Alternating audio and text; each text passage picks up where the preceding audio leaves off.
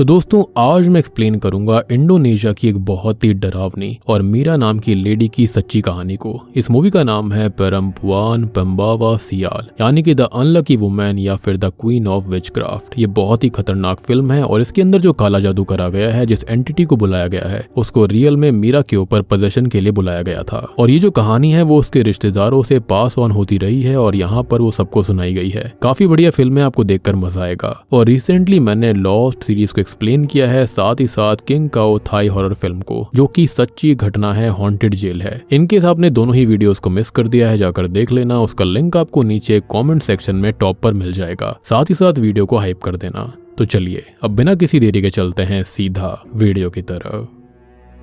तो कहानी की शुरुआत एक छोटे से परिवार को दिखाते हुए होती है, जहां पर एक आदमी अपनी बेटी पूती को उसकी नई स्टेप मदर और स्टेप सिस्टर मीरा से मिलवा रहा था। फिर इसके बाद कहानी प्रेजेंट टाइम में आती है, जहां पर मीरा की शादी का दिन होता है। मीरा जो थी वो दुल्हन के रूप में बहुत ही खूबसूरत लग रही थी, क्योंकि उसका मेकअप असल में मबा वारसो ने किया था, जो कि अपने बेहतरीन ब्राइडल मेकअप और शेमनिज्म के लिए काफी मशहूर था। अब शादी के दौरान मीरा और उसका होने वाला पति आर्यो सभी रिचुअल्स को परफॉर्म कर रहे थे। अब एक रिचुअल में आर्यो को अपने पैर से एक अंडा तोड़ना था और उसके बाद घर के बड़े बुजुर्गों का आशीर्वाद लेना था। माना जाता है कि इस रिचुअल से पति पत्नी की शादीशुदा जिंदगी खुशहाल रहती है और उनको जल्दी ही संतान का सुख मिलता है। लेकिन जैसे ही आर्यो अंडा तोड़ता है, वो अंडा सड़ा हुआ था, यानी कि यह अपशकुन हो गया था। यह देखते ही वहां पर मौजूद सभी लोग हैरान रह गए थे।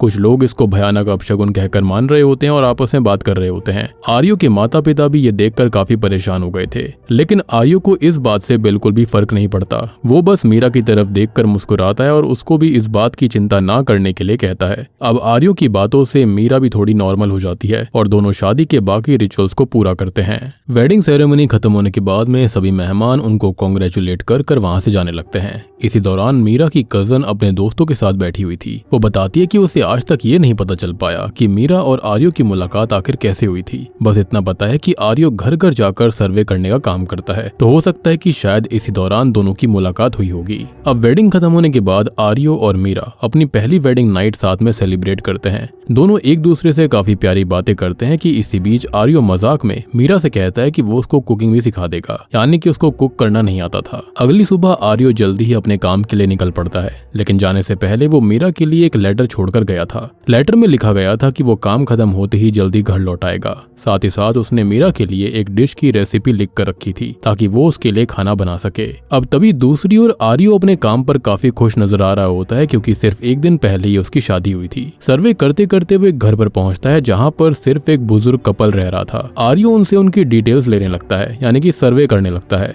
लेकिन बातें करते वक्त उसे कुछ अजीब सा महसूस होता है। एक पल के लिए वो बुजुर्ग महिला उसके सामने होती है, लेकिन अगले ही पल बिना किसी वजह के अचानक गायब हो जाती है। आर्यो को ये बात थोड़ी अजीब जरूर लगती है, लेकिन वो इस बात पर इतना ध्यान नहीं देता और अपने अगले सर्वे के लिए वहां से निकल जाता है। उधर घर पर मीरा के साथ भी कुछ अजीबोगरीब घटनाएं हो रही थी। जब वो शीशे के सामने खड़ी होकर अपने बाल बना रही होती है, तभी उसे अचानक अपने कंधे पर किसी के हाथ होने का एहसास होता है। वो तुरंत पीछे मुड़कर देखती है, लेकिन वहाँ कोई नहीं था। मीरा इस बात को नजरअंदाज कर देती है और आर्यो की लिखी हुई रेसिपी देखकर कुकिंग शुरू कर देती है। थोड़ी देर बाद उसकी नजर घर के बाहर खड़े एक आदमी पर जाती है। मीरा उससे पूछती है कि वो कौन है। तब वो आदमी बताता है कि वो इलेक्ट्रिक मीटर चेक करने आया है। ये सुनकर मीरा दोबारा अपनी कुकिंग में लग जाती है, लेकिन कुछ देर बाद उसको महसूस होता है कि वही आदमी बार बार घर के बाहर आकर मीटर चेक कर रहा था, और ये बात मीरा को काफी अजीब लगती है। इसलिए वो घर के बाहर जाकर उस आदमी से सवाल करती है, लेकिन अगले ही पल वो आदमी अचानक एक बेहद डरावनी और भयानक डीमन के रूप में चेंज हो जाता है। ये देखकर मीरा बुरी तरह घबरा जाती है और अपनी जान बचाने के लिए दौड़कर घर के कमरे में छिप जाती है।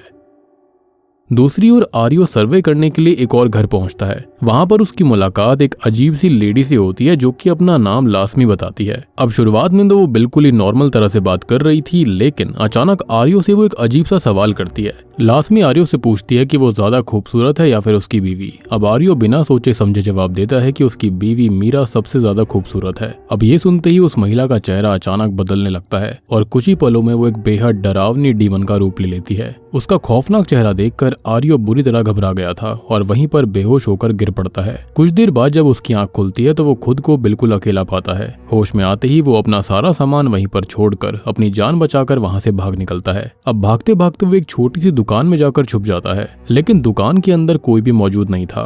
अब आर्यो वहीं पर चुपचाप बैठकर सुबह होने का इंतजार करने लगता है। धीरे धीरे रात और गहरी होती जाती है और देखते ही देखते आधी रात हो गई थी कि तभी उसे उसी दुकान के अंदर से फिर से वही लाशमी अपने असली भयानक रूप में नजर आती है। ये देखते ही आर्यो का डर और बढ़ जाता है और वो तुरंत ही दुकान से बाहर भाग पड़ता है, लेकिन अब तक काफी देर हो गई थी। सुनसान रोड पर आर्यो अकेला अपनी जान बचाकर भाग रहा होता है।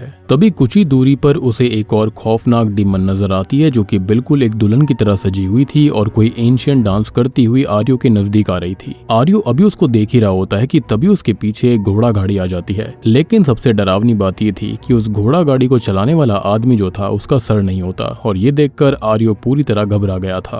अब इसी वक्त दूसरी ओर घर पर मीरा के साथ भी अजीबोगरीब घटनाएं होने लगती हैं। अचानक उसके कंधे की हड्डी टेढ़ी होने लगती है और उसकी नाक से खून बहने लगता है। ऐसा लग रहा था कि जैसे किसी बुरी शक्ति ने उसके शरीर पर कब्जा कर लिया हो, और उसी समय वो दुल्हन जैसी दिखने वाली डीमन आर्यो को खत्म कर देती है, जिसके बाद वो उस बिना सर वाले घुड़सवार की घोड़ा गाड़ी में बैठकर गायब हो जाती है। यानी कि यहाँ पर ये कोई खास डीमन थी जिसके पास काफी सारे डीमंस उसके कब्जे में थे। खैर, अगले दिन आर्यो के फ्यूनरल में सभी लोग काफी उदास थे और मीरा भी उसकी लाश के पास बैठी रो रही थी, लेकिन आर्यो की माँ मीरा को देखते ही अपना गुस्सा रोक नहीं पाती और वो मीरा को ही अपने बेटे की मौत का जिम्मेदार मानती है और गुस्से में उसे घर से निकाल देती है। इस हादसे के कुछ दिनों बाद मीरा एक विग बनाने वाली फैक्ट्री में काम करना शुरू कर देती है। ऑब्वियस सी बात है, पैसे भी चाहिए थी, रहने की जगह भी चाहिए थी। अब एक दिन फैक्ट्री में एक नई एम्प्लॉय ज्वाइन करती है। फैक्ट्री की मैनेजर उसको पूरी फैक्ट्री का टूर करवा रही थी। इसी दौरान वो फैक्ट्री के हेड अगस्त से भी उसको मिलवाती है, जो कि अब तक कुंवारा था और शादी के लिए एक लड़की की तलाश में था। मैनेजर उसे एक और एम्प्लॉय सुनियोतो के बारे में बताती है। वो धीरे से कहती है कि सुनियोतो से वो थोड़ा सा बचकर रहे, क्योंकि उसकी नजर लड़कियों पर काफी गंदी रहती है। खैर, इसके बाद मैनेजर उस नई एम्प्लॉय को उसकी डेस्क दिखाती है। उसकी डेस्क के पास ही मीरा बैठी हुई थी और जैसे ही वो नई एम्प्लॉय मीरा को देखती है तो वो बुरी तरह घबरा जाती है। वो जोर जोर से चिल्लाने लगती है और कहती है कि ये लड़की तो बैड लक है, और उसकी बात खत्म भी नहीं होती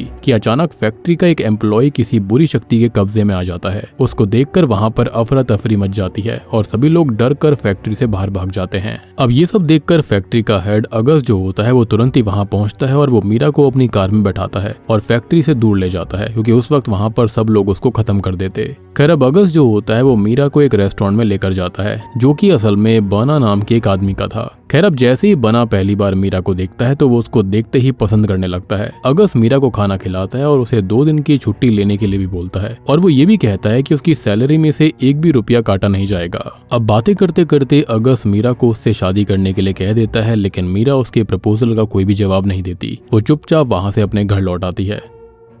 अब रात को जब मीरा अपने घर पर अकेली थी तब एक व्यक्ति उसके लिए खाना लेकर आता है। खाना अभी भी काफी गर्म था और जैसे ही मीरा उस पार्सल को खोलती है वो काफी हैरान रह जाती है, क्योंकि उसके अंदर वही डिश थी जिसकी रेसिपी आर्यो ने शादी के अगले दिन लेटर में लिखकर उसको दी थी। अब असल में उसने गर्म बर्तन पकड़ लिया था, लेकिन वो कुछ सोचे जा रही थी जिसके चलते उसका हाथ जल जाता है और उसी पल उसे आर्यो की एक झलक दिखाई देती है। लेकिन वो पहले वाला आर्यो नहीं था। उसका चेहरा बेहद डरावना और खौफनाक हो गया था। ऐसा लग रहा था कि जैसे आर्यो की आत्मा मीरा को डरा रही हो। अब इसी बीच जिस घर में मीरा किराए पर रह रही थी उस मकान मालकिन को भी फैक्ट्री में हुई घटना के बारे में पता चल गया था। अब लोगों की बातें सुनकर वो भी मीरा को बैड लक मान लेती है और बिना कुछ सोचे समझे उसे घर से निकाल देती है। बेचारी मीरा के पास रहने के लिए अब कोई जगह नहीं बचती, इसलिए वो उस रात को फैक्ट्री के अंदर ही काट देती है और वहीं सो जाती है। लेकिन जब अगली सुबह एम्प्लॉयज उसको फैक्ट्री में देखते हैं तो सभी उसे वहां से भगाने लगते हैं। सबका मानना था कि मीरा जहां भी जाती है अपने साथ सिर्फ बैड लक लेकर आती है, कि तभी वहां पर अगस्त पहुंच जाता है। वो सबके सामने मीरा का साथ देता है और उसके प्रति सहानुभूति दिखाता है, जिसके बाद वो एक बार फिर से मीरा को शादी के लिए प्रपोज करता है और इस बार मीरा भी उसके प्रपोजल के लिए हाँ कर देती है।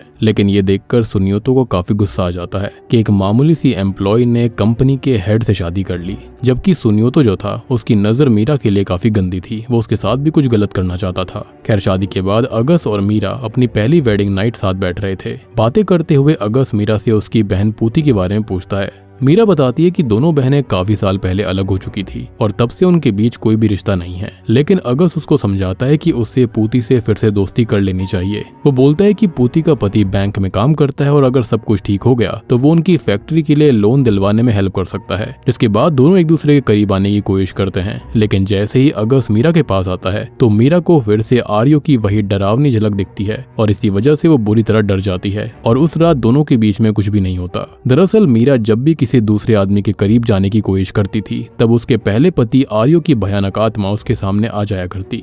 अब अगले दिन मीरा मार्केट सब्जी लेने जाती है और वहां पर वो एक सब्जी बेचने वाली से अच्छा खाना बनाना भी सीख रही थी, लेकिन जब भी वो घर आकर वही रेसिपी बनाने की कोशिश करती तो उसका खाना कभी भी अच्छा नहीं बनता था, यानी कि उसके साथ कुछ तो दिक्कत चल रही थी। फिर भी अगस्त हर बार उसके खाने की तारीफ करता ताकि मीरा का हौसला बना रहे। अगस्त की बात मानकर मीरा अपनी बहन पूती से फिर से रिश्ता जोड़ने के लिए उसके घर पहुंचती है, लेकिन पूती अब भी किसी पुरानी बात को लेकर मीरा से बहुत नाराज थी। वो साफ मना कर देती है कि वो उससे दोबारा कोई भी रिश्ता नहीं रखना चाहती। अब इसी बीच पूती की बेटी भी स्कूल से घर लौट आई थी, लेकिन पूती मीरा को अपनी बेटी से मिलने तक नहीं देती, जो कि ये दर्शाता है कि पूती के मन में अपनी सौतेली बहन मीरा के लिए कितनी नफरत थी और वो उसे तुरंत ही अपने घर से चले जाने के लिए बोलती है। खैर इसके बाद एक रात आखिरकार मीरा और अगस्त के बीच में संबंध बन जाते हैं, लेकिन अगले ही दिन जब मीरा मार्केट में सब्जी खरीदने जाती है तब वहां पर बना भी मौजूद था और वो चुपचाप दूर से मीरा पर नजर रख रहा था क्योंकि वो उससे प्यार करने लगा था। अब घर पहुंचने के बाद मीरा देखती है कि उसके घर के बाहर एक अनजान आदमी खड़ा हुआ था। जब मीरा उससे पूछती है कि वो कौन है तो वो बताता है कि वो इलेक्ट्रिक मीटर चेक करने आया है। अब ये बात सुनते ही मीरा को धक्का लगता है, उसको शक होने लगता है क्योंकि उसके साथ पहले भी बिल्कुल ऐसा ही हादसा हुआ था आर्यो के टाइम पर। लेकिन इस बार मीरा बाहर नहीं जाती और वो घर के अंदर से ही उस आदमी पर नजर रख रही थी। कुछ ही देर के बाद में वो आदमी अपना काम खत्म करके वहां से चला जाता है। तब जाकर मीरा थोड़ी चैन की सांस लेती है।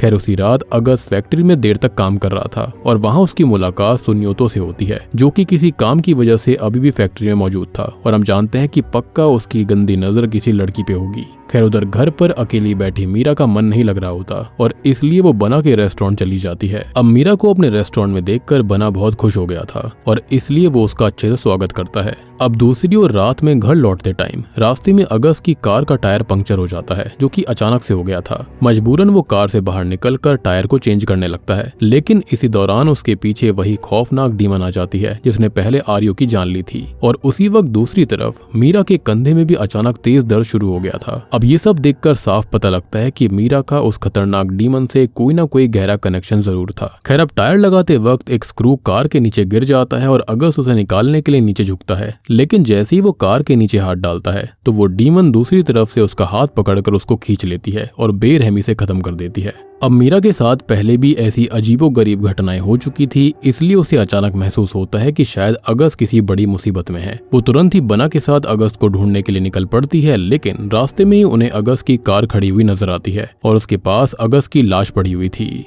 अब ये देखकर मीरा पूरी तरह टूट जाती है और जोर जोर से रोने लगती है।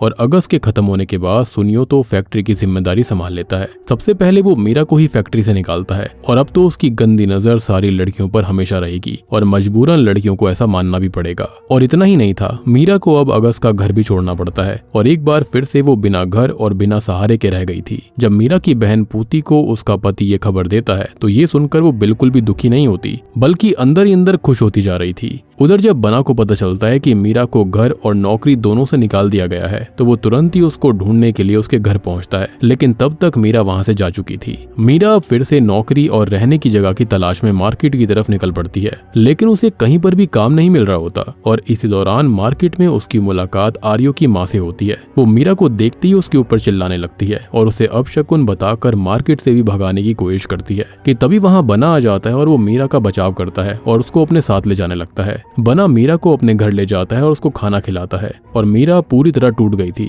उसको लग रहा था कि उसकी जिंदगी में अब कुछ भी नहीं बचा। बना उसकी हालत समझता है और उसको आराम करने के लिए कमरा भी देता है। खैर अब रात को सोते टाइम मीरा को एक डरावना सपना आता है। अब सपने के अंदर उसे बना की भी एक भयानक और शैतानी झलक दिखाई देती है और वो बुरी तरह घबरा कर नींद से उठ जाती है। अब हो सकता है कि उसको एक इंड्यूजन आ रहा होगा कि उसको बना के साथ बिल्कुल भी कुछ नहीं करना चाहिए, ना ही शादी, कोई रोमांटिक रिश्ता, क्योंकि हो सकता है कि उसके साथ भी ऐसा हो जाए, क्योंकि वो जिससे भी शादी कर रही थी उसके साथ कुछ ना कुछ दिक्कत हो रही थी। खैर अब उसकी चीख सुनकर बना तुरंत कमरे में आ जाता है और उसको शांत करने की कोशिश करता है। अब अगले दिन ब्रेकफास्ट करते वक्त बना अपने पास्ट के बारे में बात कर रहा था और वो मीरा को बता रहा होता है कि उसका पास्ट कैसा था।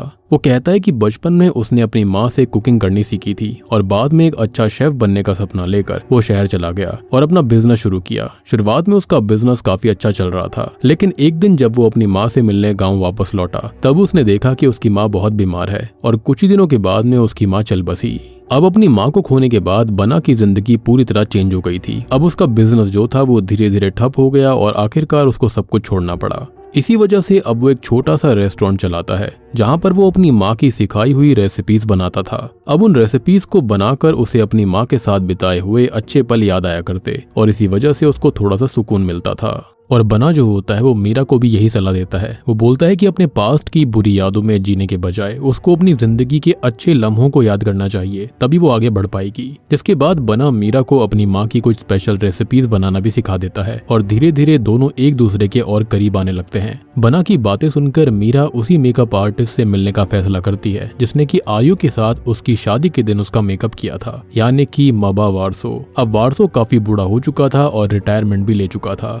मीरा उसके पास बैठकर उससे अपनी जिंदगी में हो रही हर अजीब घटना के बारे में बताती है। सब कुछ सुनने के बाद वारसो मीरा के सामने एक बहुत ही बड़ा राज खोलता है। और दोस्तों, अब यहाँ पर खुलते हैं इस मूवी के असली पत्ते, जो कि काफी डरावने थे। वो बताता है कि कुछ समय पहले उसके पास एक महिला हेल्प लेने आई थी और वो लेडी कोई और नहीं बल्कि मीरा की अपनी ही बहन पूती थी। जी हाँ, पूती बिल्कुल नहीं चाहती कि मीरा की जिंदगी में कभी भी खुशियां आए। वो उसकी पूरी जिंदगी बर्बाद करके रख देना चाहती थी और वो इसमें कामयाब रही। इसलिए उसने वारसो की हेल्प से मीरा पर एक बहुत ही पुराना खतरनाक डार्क मैजिक करवाया, यानी कि डार्क रिचुअल। उस रिचुअल का नाम था बाहुलावियान। और वारसो बताता है कि जिस इंसान पर यह रिचुअल किया जाता है उसकी जिंदगी में सिर्फ बैड लक ही बैड लक आता है। इतना ही नहीं, वो एक खतरनाक डीमन से भी जुड़ जाता है। और इस श्राप का सबसे डरावना असर ये होता है कि जिस महिला पर यह रिचुअल होता है वो किसी भी पुरुष के साथ शारीरिक संबंध नहीं बना सकती, और अगर वो ऐसा करती है तो उस पुरुष की किसी न किसी दुखद घटना में मौत हो जाती है। और आपको याद आया होगा कि फैक्ट्री के अंदर भी एक आदमी को पदस्थ कर लिया गया था, तो हो सकता है कि शायद से मीरा ने उसके साथ भी संबंध बनाए होंगे। और इसका मतलब साफ था कि वो महिला कभी भी अपना परिवार नहीं बसा सकती थी और हमेशा अकेली रहने के लिए मजबूर हो जाया करती। हो सकता है कि जो डीमन इससे जुड़ा हुआ था मे बी उसके साथ भी सेम चीजें हुई होंगी, जिसके चलते वो किसी और को ऐसा करने नहीं दे रही थी। वारसो ये भी कबूल करता है कि मीरा की शादी वाले दिन ही मेकअप करते वक्त उसने ही चुपके से ये रिचुअल मीरा पर परफॉर्म कर दिया था, विच एक्सप्लेन्स कि वो अंडा जो था वो खराब कैसे निकला।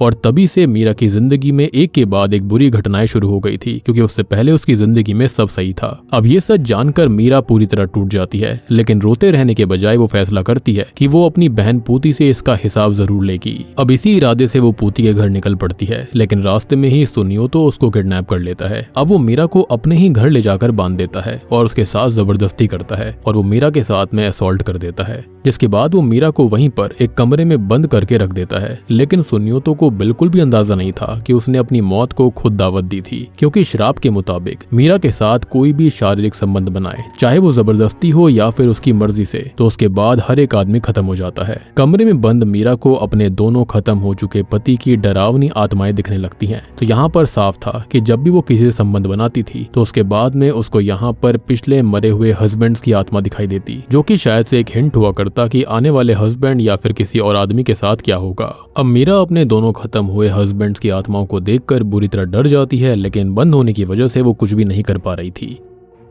खैर, शाम को जब सुनियोतो घर वापस लौट कर आता है तब उसकी पत्नी बताती है कि सुबह से टीवी अपने आप चालू हो रहा है और बंद हो रहा है। ये बात सुनियोतो को काफी अजीब लगती है। अब जैसे ही वो उस कमरे की तरफ बढ़ता है जहाँ पर मीरा को बंद करा गया था, तो उसके साथ एक के बाद एक डरावनी घटनाएं घटने लगती हैं। इसी दौरान मीरा के शरीर पर भी वही खतरनाक डीमन कब्जा कर लेती है, लेकिन इस बार कुछ अलग था। इस बार उसका कंधा दर्द नहीं कर रहा था, बल्कि शायद से मीरा ने जैसे खुद बदला लेने के लिए उस डीमन को अपने शरीर में आने दिया हो। खैर, अगले ही पल वो डीमन सुनियोतो के सामने आ जाती है और इस बार उसकी हर हरकत को मीरा ही कंट्रोल कर रही थी। और अब वो बड़ी ही बेरहमी से सुनियोतो को मौत के घाट उतार देती है। और उसके साथ ऐसा होना लाजमी भी था, क्योंकि उसने फैक्ट्री के अंदर कितनी लेडीज के साथ गलत काम किए थे। और अब जब वो वहाँ का हेड बन गया था तो उसके बाद तो उसने और भी गलत चीजें करी होंगी, तो इसके साथ तो बिल्कुल सही हुआ। अब सुनियोतो की खत्म होने के बाद मीरा भी बेहोश होकर गिर पड़ती है। तब बना वहाँ पहुँचता है और वो मीरा को बचाकर अपने घर ले आता है। अगली सुबह जब बना की आंख खुलती है तो मीरा वहीं थी, बस उसके लिए एक लेटर छोड़ गई थी। लेटर में मीरा ने ने बना का शुक्रिया अदा किया था।